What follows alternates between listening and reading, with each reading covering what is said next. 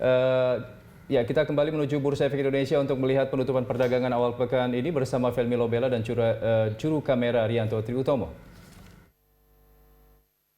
Kinerja IHSG hingga saat ini.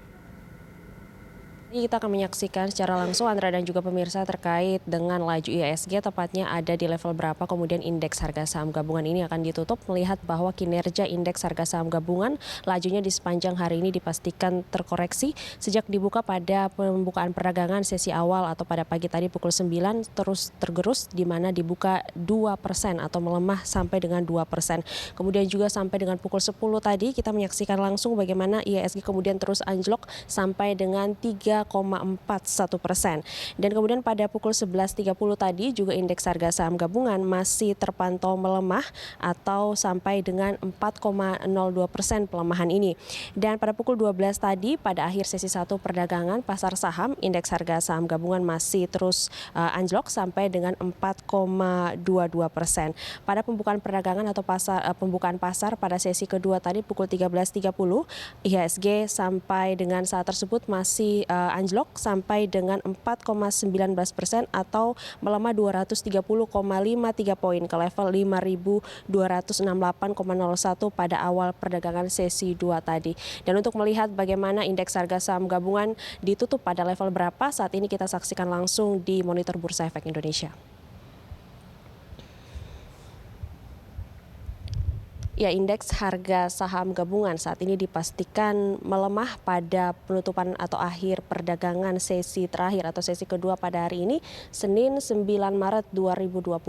Untuk indeks harga saham gabungan saat ini ditutup melemah atau anjlok sampai dengan 6,33% atau 347,97 poin ke level 5.150,57. Saat ini tercatat volume transaksi perdagangan tercatatkan 6,6 miliar lembar saham dengan trading value atau nilai transaksi perdagangan 8,015 triliun rupiah dan trading frekuensi atau frekuensi transaksi perdagangan yang tercatatkan 508.875.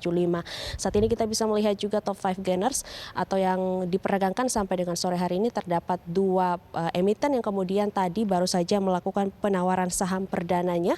2 emiten tersebut berada di 5 urutan teratas atau top 5 gainers untuk saham-saham yang aktif diperdagangkan pada sampai dengan sore hari ini.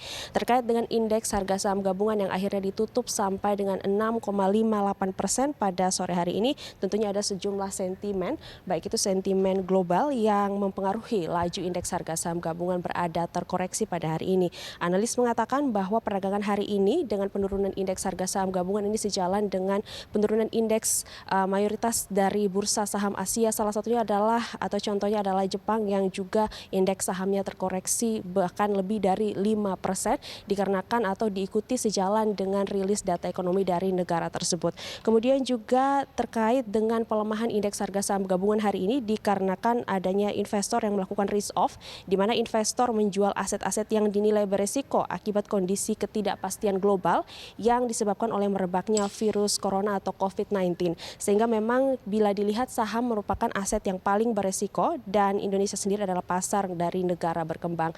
Dan juga kemudian sentimen yang juga turut mempengaruhi turunnya atau terkoreksinya indeks harga saham gabungan pada hari ini ditutup melemah adalah terkait dengan harga CPO yang dilaporkan merosot sampai dengan 9% karena sejalan atau dipengaruhi oleh anjloknya harga minyak mentah sampai dengan atau hingga 25%.